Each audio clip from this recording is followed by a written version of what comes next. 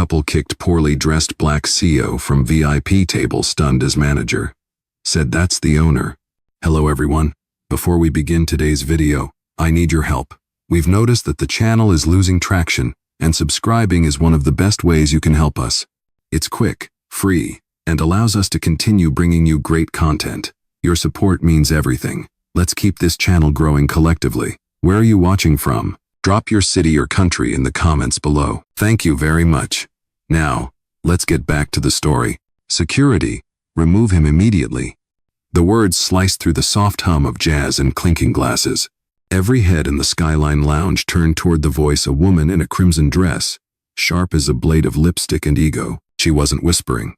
She wanted an audience. Her manicured finger trembled with rage as it pointed across the table, straight at him. The man she pointed to didn't move. He stood there, calm, broad-shouldered, wearing a gray hoodie and worn boots that didn't belong in a restaurant where the cheapest bottle of wine cost half a paycheck. He didn't argue.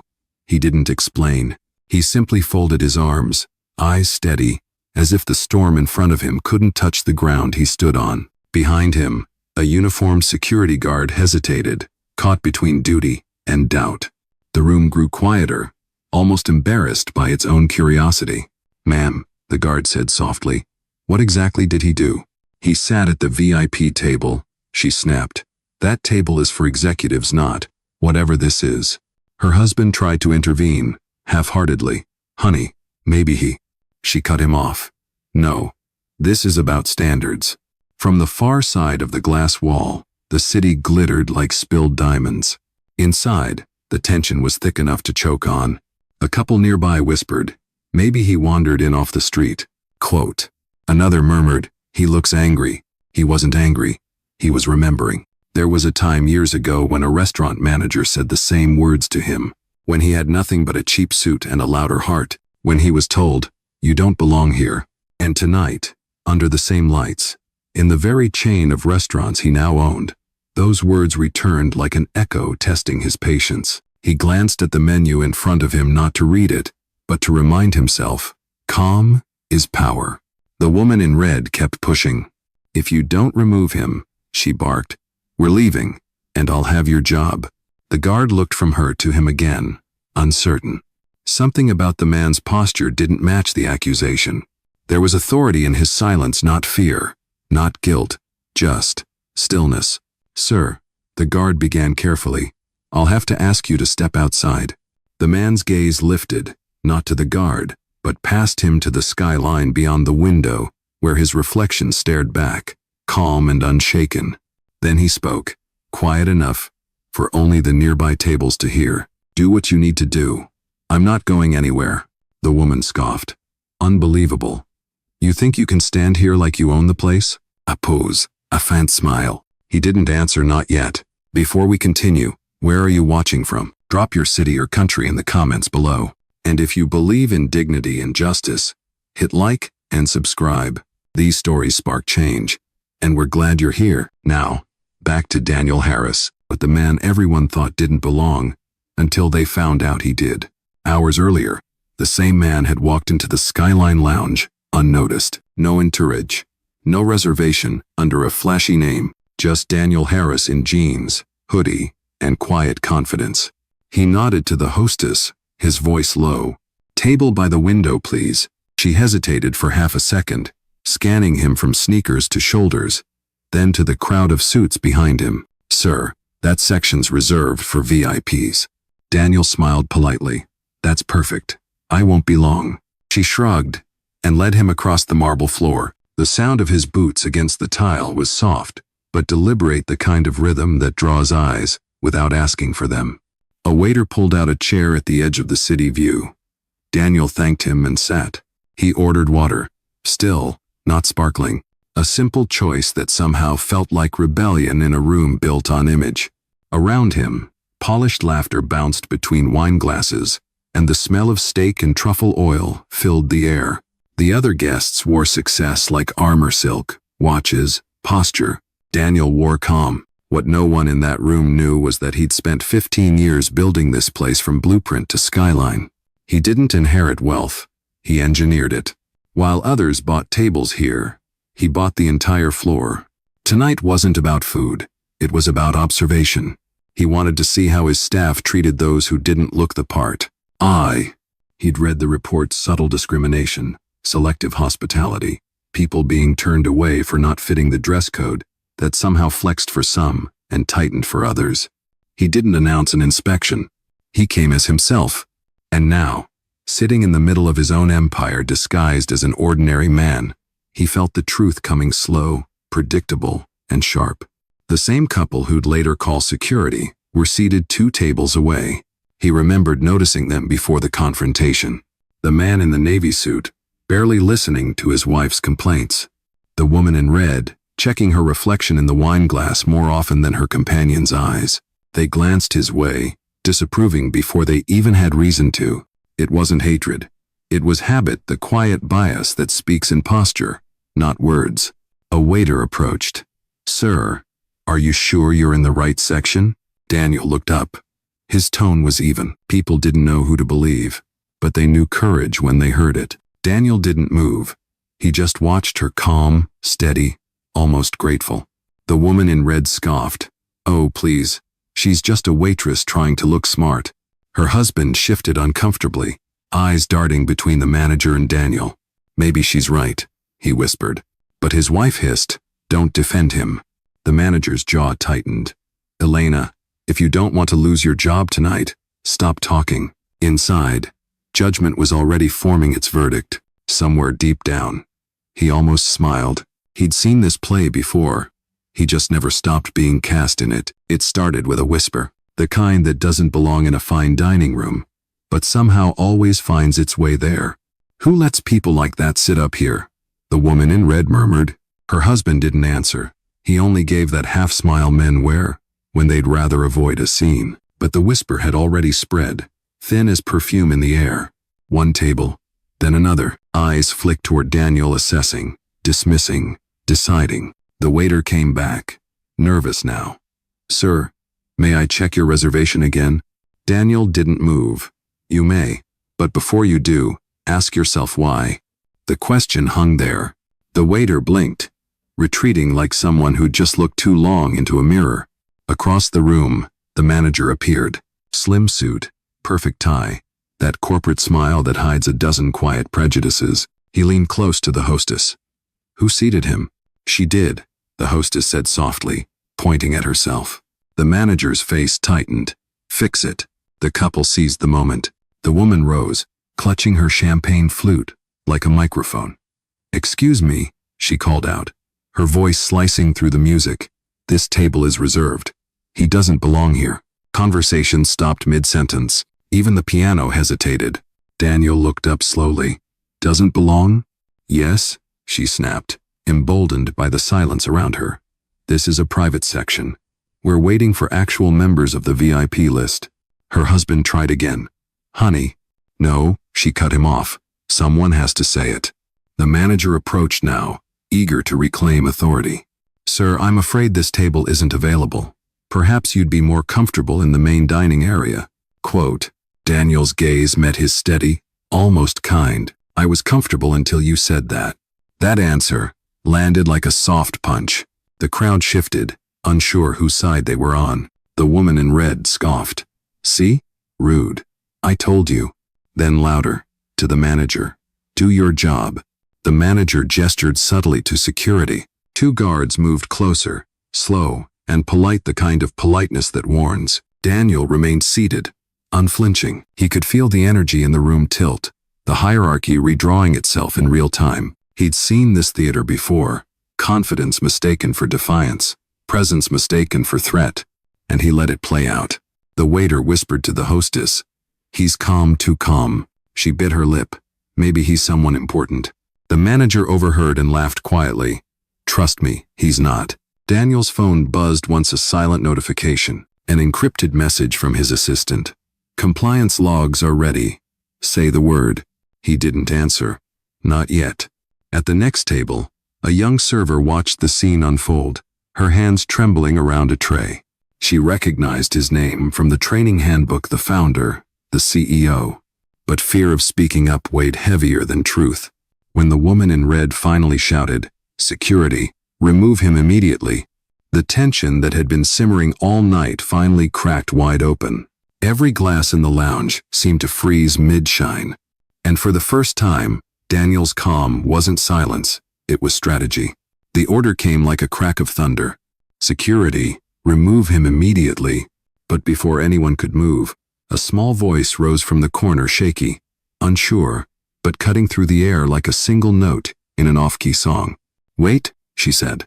The room turned toward her. It was the young server, dark curls pinned back, name tag reading Elena. Her tray trembled slightly, ice cubes clinking like nervous applause. "Mr. Harris is on the list," she stammered.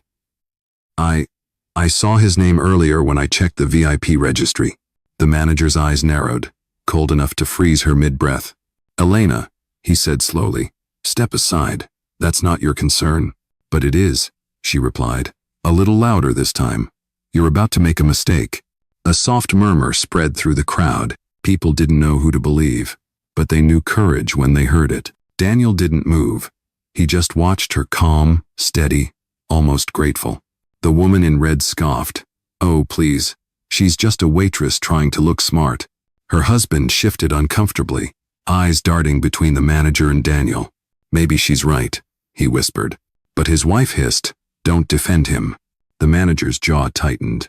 "Elena, if you don't want to lose your job tonight, stop talking." Quote. Her fingers clenched around the tray.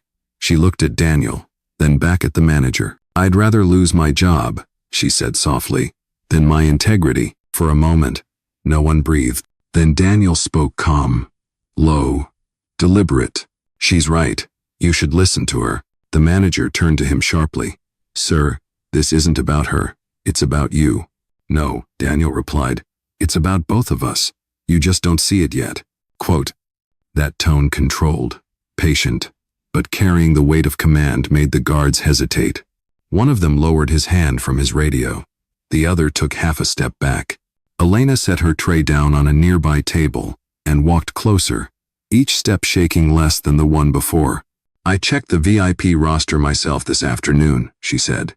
"We were briefed on special guests, and I remember his name because," she faltered, glancing at him, "because it was printed in gold." "Ah." The woman in red laughed, short and sharp. "Gold print? What kind of fairy tale are you telling?" Elena didn't look at her. She looked at the manager. "You know I'm telling the truth," she said quietly. "You saw the memo too." The color drained from the manager's face. "Enough," he snapped. "Go to the back office. Now."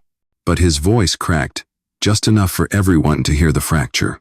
Daniel leaned back slightly, studying him not with anger, but with precision. "Are you sure you are?" The waiter froze, unsure whether he was being mocked or measured. Daniel gave a slight nod, dismissing him without insult. Moments later, the manager passed behind him, whispering to a server, "Keep an eye on him." Daniel caught it not because he was trying to, but because power makes silence louder. He took a sip of water, his reflection glimmering in the glass. The city outside pulsed with light, indifferent and endless. Quote. The woman in red rolled her eyes, arms crossed. "This is ridiculous. If he's so important, why's he dressed like that?" Daniel turned his gaze to her, calm as ever. "Maybe I came to see who people really are when no one's watching." Her smirk faltered. The manager stepped forward again, desperate to reclaim control. "Sir, I'll have to insist." "On what?" Daniel asked. "Being wrong twice in one night?" The crowd reacted, soft gasps, a few suppressed chuckles. The guards froze in place, waiting for a cue that wouldn't come. Elena looked around, heart pounding, realizing what she'd done. But Daniel gave her a small nod, the kind that says, "You did the right thing." And for the first time that night, the weight in the room began to shift. The authority that had been so certain now looked fragile. The power that had mocked was suddenly quiet, because one young woman decided that truth mattered more than fear. And Daniel Harris, the man they were trying to remove, was just getting started. The silence after Elena's words didn't last. It cracked under the weight of ego. The manager's voice rose again, brittle but loud enough to hide his fear. "That's enough. I said step away." He brushed past her and stopped in front of Daniel, close enough for the scent of cologne and tension to mix. "Sir, I'm asking you one last time. Leave this section. Daniel didn't move. I'm asking you, he said evenly, to think before you speak. The manager's nostrils flared. Don't test me. But it wasn't Daniel who tested him, it was the mirror of his own arrogance. The woman in red stood now, emboldened again. Are you really going to let this drag on? Look at him. He doesn't even belong in this room. Her husband sank lower in his seat. Maybe we should stop. No, she snapped. Someone has to keep standards. That word.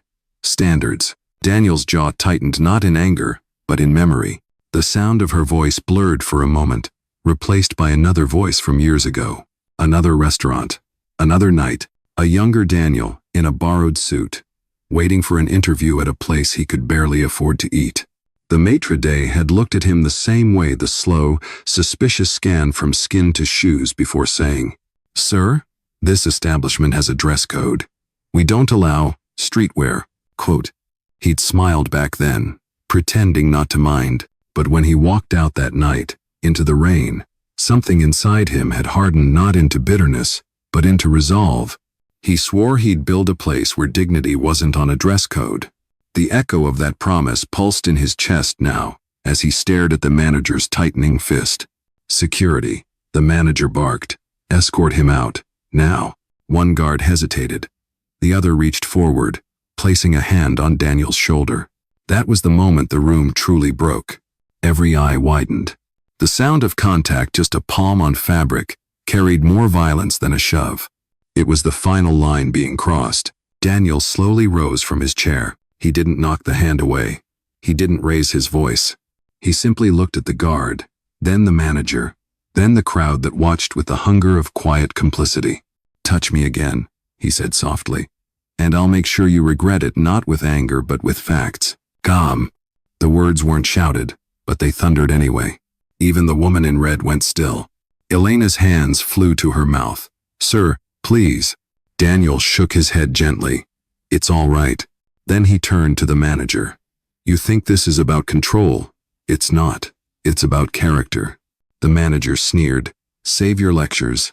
You're trespassing." Daniel pulled out his phone. One tap, the screen glowed. A quiet tone sounded through the manager's earpiece. His smartwatch buzzed an alert. He frowned. "What the?" From behind the bar, the assistant manager whispered, "Sir, our system just logged a compliance override. From corporate." The manager's eyes flicked toward Daniel. "What did you do?" Daniel replied, calm as ever. "Just started a timer." The crowd shifted again, energy rippling through confusion and dawning fear. The guards stepped back instinctively. The woman in red whispered to her husband, "What's happening?" He muttered, "I think we made a mistake." Caw. Daniel stood fully now, the skyline blazing behind him like witness light. He straightened his hoodie, adjusted his sleeve, and spoke low, almost a whisper meant for the whole room. "You called security," he said, "on a paying customer." He paused. "Now let's see what happens when you realize that customer signs your checks." The manager blinked, lips parting but no sound coming out. Elena's heart pounded in her chest. She understood before anyone else did. The timer had started not on Daniel's phone, but on the end of the illusion of power in that room. The breaking point had come and gone, and now, everything false was about to fall. The timer on Daniel's phone ticked silently, not for him, but for everyone else in that room. He looked calm, but the stillness around him carried weight. Somewhere deep in the network of his company, a signal had already reached headquarters. The system didn't need shouting. It only needed verification. And Daniel Harris had just verified it with a single tap. The manager still didn't understand. He straightened his tie, forcing authority back into his voice. "I don't know what you think you're doing, but you're not intimidating anyone." Daniel tilted his head slightly. "Intimidation is noise. This is clarity." Then he spoke, not loud, but clear enough for the guards and staff to hear. "Alex," he said into the phone, "initiate Protocol 9. Record everything: staff logs, client reports, timestamp from this location." A calm voice answered through his AirPods. "Understood, Mr. Harris. Protocol 9 active. Corporate compliance is online." The manager frowned. "Mr. Harris? Who?" But the name hung there, unfamiliar yet unsettling. The lights above the bar flickered once, as the internal system synced with his command. A faint tone echoed from the hostess's tablet. She glanced down, confusion flooding her face. "Sir, there's a notification from corporate. It says, owner present, verify conduct." The entire lounge froze. The woman in red clutched her glass tighter. "Owner? That can't be right." Her husband whispered, "Honey, I think it is." Daniel stayed silent. He let the system speak for him. Behind him, Elena's phone buzzed to same alert, same header. She covered her mouth, tears threatening but not from fear this time. The truth had arrived, quietly and digitally, but it hit louder than any outburst could. The manager stepped back, jaw slackening. "That's impossible." "Is it?" Daniel asked. He took one slow step forward, voice low but precise. "You profiled a paying guest, ignored an employee's warning, and ordered physical contact without cause. Now, the audit you just triggered will decide what that costs you." "Who are you?" the manager whispered. Daniel's answer was simple. "I'm the reason you have a uniform." No one laughed. Even the piano player's hands hovered above the keys, afraid to break the silence. Elena wiped her eyes. "Sir, does this mean?" "Yes," Daniel said gently. "It means your integrity just got promoted." The woman in red looked pale now, her confidence draining with the wine in her glass. "I didn't know," she murmured. Daniel turned toward her, not cruelly but firmly. "You didn't care to know. That's how bias works. It doesn't ask questions. It just assumes answers." Her husband exhaled, rubbing his temples. "This is going to be everywhere." Daniel nodded. "Good. Maybe it should be." He turned to the security guards, both standing awkwardly now, eyes averted. "I don't hold grudges," he said. "But learn this: professionalism is how you act when you think no one important is watching." One of them whispered, "Yes, sir." Daniel glanced at his phone. "Alex," he said quietly. "Confirm active connection." "Confirmed," came the response. "Live feed to executive board in progress. Do you wish to continue observation?" Daniel's gaze swept across the room, the staff, the couple, the guests who had watched it all unfold. "Yes," he said. "Let them see what leadership looks like under pressure." A faint chime indicated the connection was live. His next words weren't to the phone. They were to everyone present. "You all thought this was about dinner service," he said evenly. "It's about accountability, and tonight, we're serving that first." The manager tried one last desperate defense. "Sir, I was only doing my job." Daniel cut him off, calm but final. "Your job was to lead with fairness, not fear, and you failed both." The timer on his phone hit 0. A soft vibration followed, then another notification. "Protocol complete. Compliance team inbound." Daniel looked up, eyes steady. "Gentlemen," he said to the guards, "open the doors. The people who truly run this place are about to walk in." No one spoke. The woman in red lowered her gaze. Elena stood taller, and the manager, once so sure of his power, suddenly looked very small beneath the skyline he thought belonged to someone else. The elevator doors slid open with a low mechanical sigh. 3 figures in charcoal suits stepped out, tablets glowing with corporate insignia. No sound from them, just the kind of silence that meant authority had arrived. Every head in the lounge turned. The manager stiffened, his confidence draining like color from a photograph. "Whoa, who called compliance?" he stammered. Daniel didn't answer. He didn't have to. The system already had. The lead auditor, a woman in her 40s with eyes trained to read lies before they were spoken, glanced around. "Good evening," she said. "We've been asked to conduct an immediate review. Mr. Harris, are you present?" Gasps rippled through the room. The woman in red froze, glass still halfway to her lips. The manager's lips moved soundlessly. "Mr. Harris?" Daniel rose slowly, tucking his phone into his pocket. "I'm here." The words were simple, but they landed like a gavel strike. Elena covered her mouth again, trying not to cry. The guards stepped back. The guests murmured. Every assumption, every judgment, every quiet smirk began collapsing in on itself. The auditor turned toward Daniel and nodded respectfully. "Sir, we've received full footage from the last 20 minutes. Would you like to proceed privately?" Daniel shook his head. "No. Transparency belongs to everyone. We'll proceed here." He turned to face the manager, calm, precise, unforgiving. You called security on a man sitting at his own table, he said. You humiliated a guest in front of paying customers without verification, and you ignored your own employee when she tried to protect your dignity for you. The manager's voice cracked. Sir, I didn't know who you were. Daniel cut him off. You didn't need to know. You just needed to treat me with the respect you'd give anyone else. Silence. The truth didn't shout. It simply stood there, undeniable. The woman in red tried to recover her poise. This has all been a misunderstanding. Daniel turned toward her, his tone as even as a held breath. No, ma'am, this has been a demonstration. Her eyes darted to her husband, desperate for a lifeline. He didn't meet her gaze. Daniel continued, his voice quiet but carrying across the entire room. You see, every building, every table, every glass in this place exists because I refuse to accept moments like this as normal.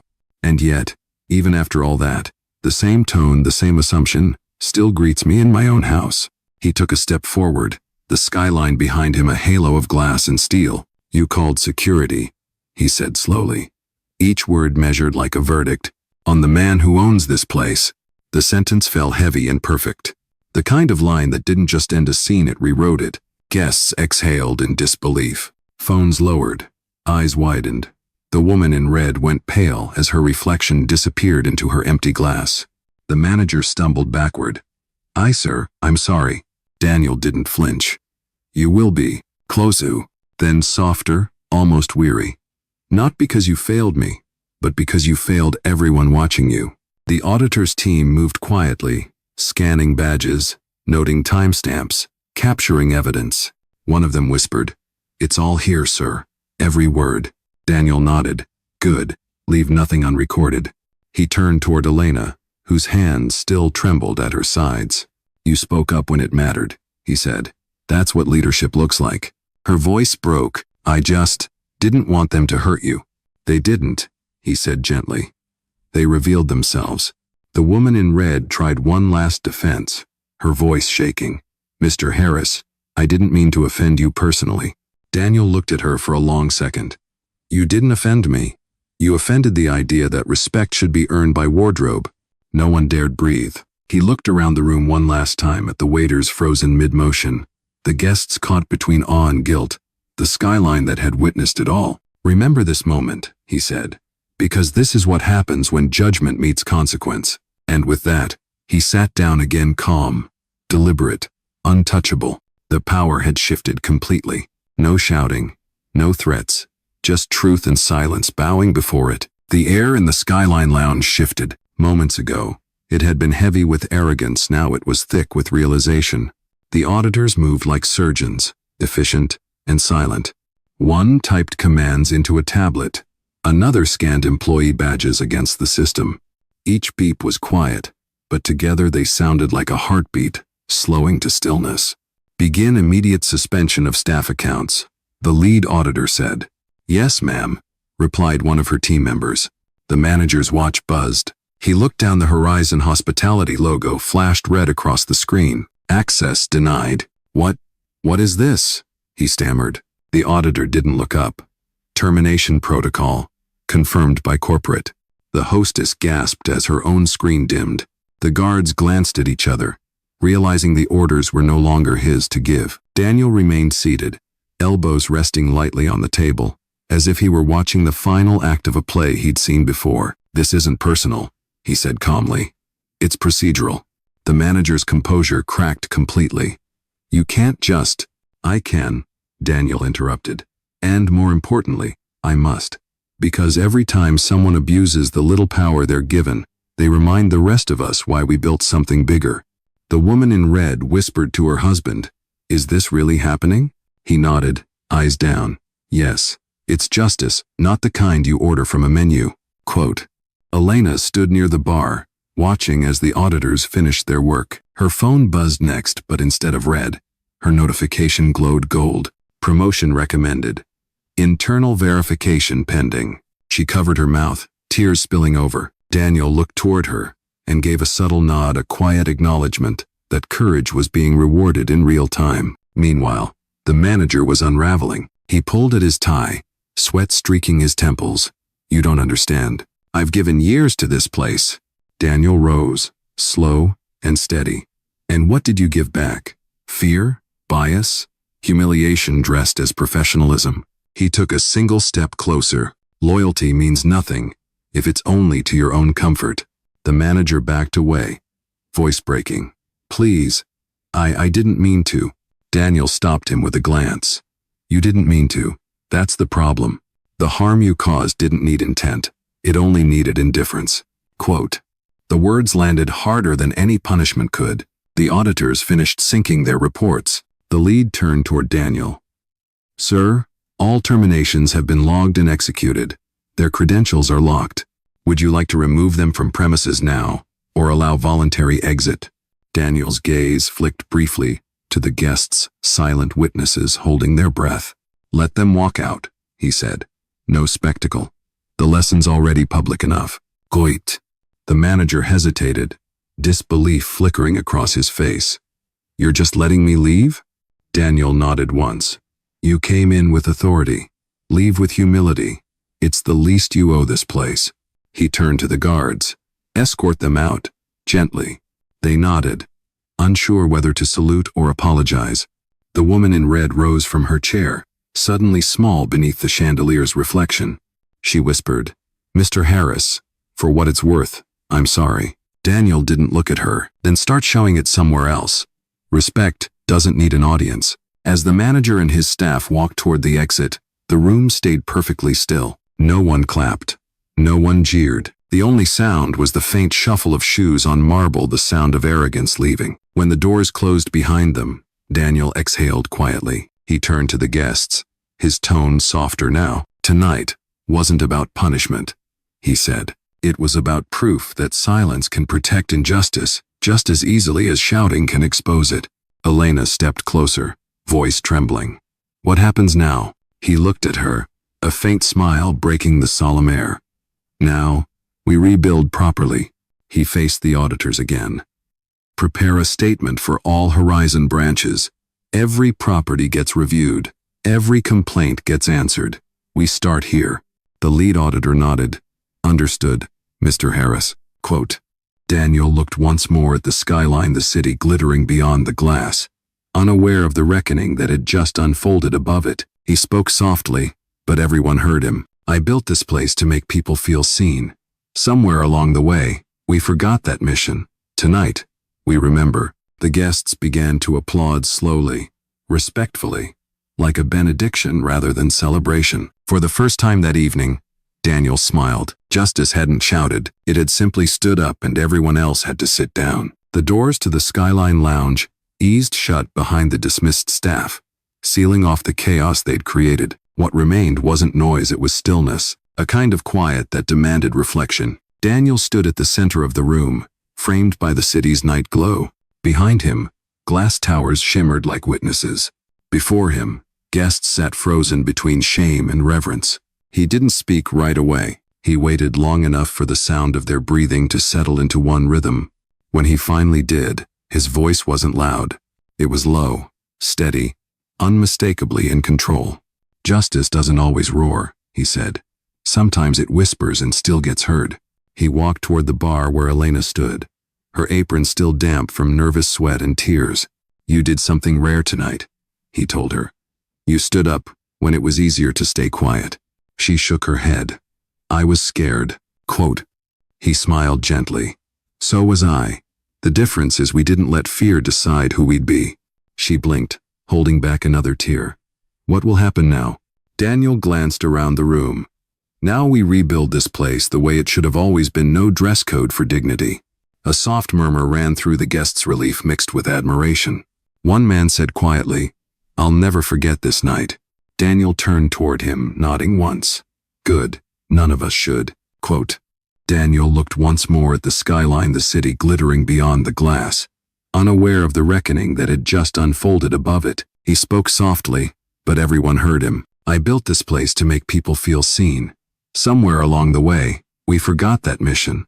Tonight, we remember. The guests began to applaud slowly, respectfully, like a benediction rather than celebration. For the first time that evening, Daniel smiled. Justice hadn't shouted. I didn't raise my voice, he said softly.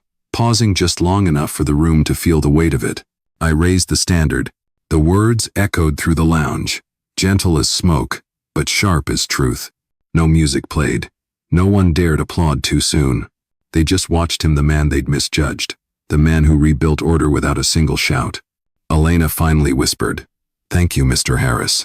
He turned to her. "Don't thank me. Thank the part of yourself that refused to stay silent."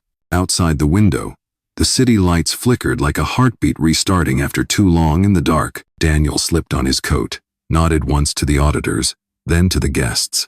As he walked toward the elevator, the sound of his footsteps echoed softly across the marble floor, calm, certain, irreversible. The doors closed behind him with a hush that felt less like an ending and more like a promise, because in that silence, something greater than power had taken its place, dignity, and it would never leave quietly again.